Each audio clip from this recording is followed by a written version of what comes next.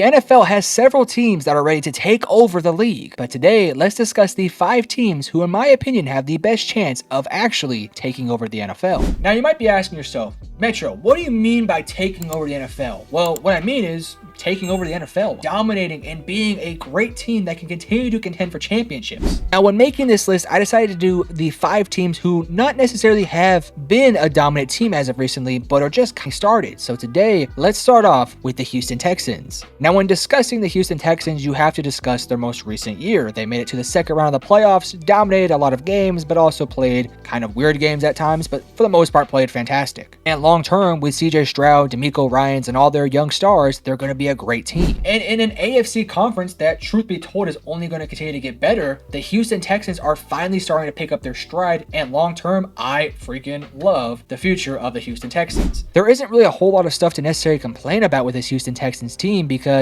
you have young stars in a lot of major positions. Yes, they need some linebacker help and some help in the secondary and a defensive tackle, I get that, but yes, this Houston Texans team is ready to take over this year. Not to mention, they're going to have the cap space and the draft capital to go out there and get younger and older guys to help the team win now. Imagine if this team goes out there and gets a guy like a Chris Jones to add to this defensive line. You want to take this team to the next step, go out there and get some stars in the draft and in free agency, and this team truly can contend next year. Hell, we just saw what this team was able to do last year. Now imagine that with a better roster. Not to mention further development from your young guys like CJ Stroud, Will Anderson, Nico Collins, and Tank Dell. This was just the start of what the Houston Texans can be long term. Their future is super bright, and we just have to understand that they're here to stay, and watch out. They're going to be really good moving forward. Next up, we have the Atlanta Falcons. Now, with the Atlanta Falcons, I think it all relies on this upcoming offseason because when you have Bijan Robinson, Kyle Pitts, Drake London, and an improving defense, you have to get one position right: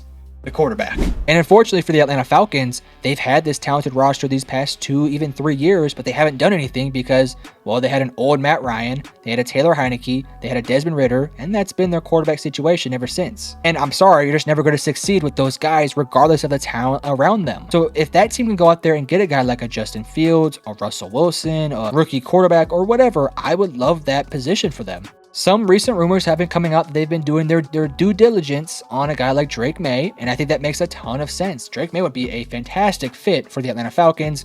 Granted, that is a little bit more speculative, and I seriously doubt that does happen because the amount of stuff they'd have to trade to get the number 2 or number 1 overall pick would be ridiculous. But if we're speaking in hypotheticals, if the Atlanta Falcons can get a significant upgrade at quarterback, there's a lot of good things going on there. They just got Raheem Morris. They just got a new offensive coordinator from the LA Rams. They also have infinite amount of talent in a lot of different positions. Yes, they need to go out there and get defensive linemen, but they can address that this offseason or even in the draft if they keep their number 1 overall pick.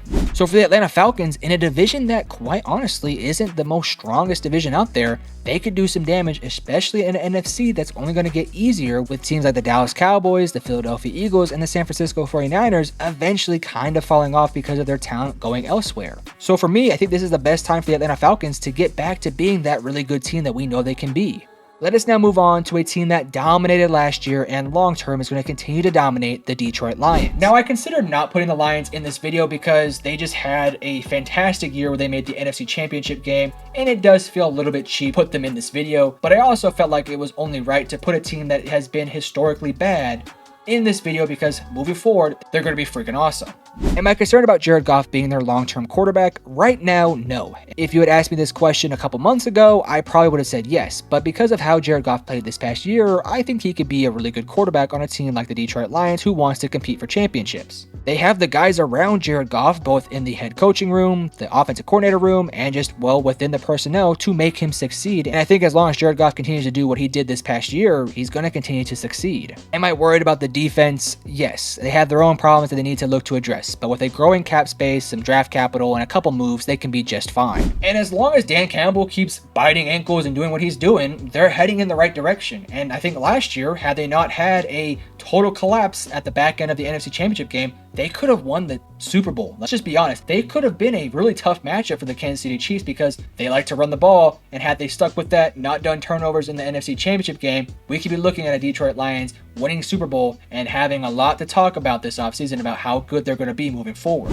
And again, going back to what I said about the Atlanta Falcons, the NFC is only going to continue to get easier. Maybe not in their division, but as a whole, the NFC is going to get easier, and that's going to make their lives a little bit easier. Now let's move on to a team that I'm a little bit more cautious on saying they're the future, but I think they can be, the Indianapolis Colts. Now, if you know anything about me, I'm a huge Anthony Richardson guy. Yes, he had some injuries, and yes, I'm concerned about that, but when you have a fantastic offensive line to go along with a running back who's fantastic, as well as a defense that's improving, I think you have some good things going on for you. Not to mention, I think Shane Steichen is one of the best offensive minds in the entire NFL, and I think it makes total sense for him to be the offensive coordinator and offensive mind that leads a guy like Anthony Richardson. As long as Anthony Richardson can stay healthy, I have no concerns for this team's future, especially in an AFC that is strong, but is a little bit on the older side. Now, granted, they're in the same division with teams like the Jacksonville Jaguars, the Titans, and the Houston Texans, who are going to be young future teams, but I think Indianapolis has found themselves in a nice spot where they can compete with those guys now as well as long term. When it comes to Anthony Richardson, you cannot deny his talent, both with his rushing ability and his passing ability. He's able to make tight window throws and accurate throws and deep down the field throws and everything you want from a star quarterback. He can do that plus more. And yes, I am concerned slightly about the rest of the competition within his own division, and yes, I think they need some work in the receiving room, but